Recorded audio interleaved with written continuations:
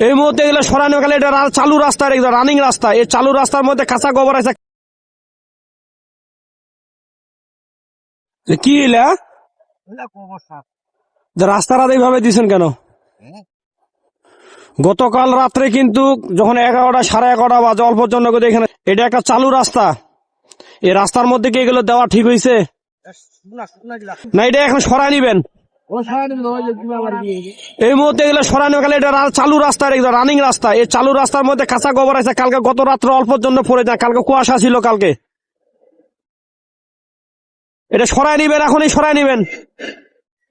আপনাকে বুঝতে হবে এটা কিন্তু সাধারণ মানুষের চলাচলের রাস্তা, চালু রাস্তা, আর আপনি এই রাস্তার মধ্যে এগুলো দিচ্ছেন। রাস্তার পাশে যাদের পাশা, রাস্তা ক্লিয়ার রাখতে হবে নিজ দায়িত্বে, কারণ আমাদের দেশে যেভাবে সড়ক দুর্ঘটনা। কি কাকা এগুলো সরাই নিবেন, হ্যাঁ রাখবেন না। মামু গেলাম।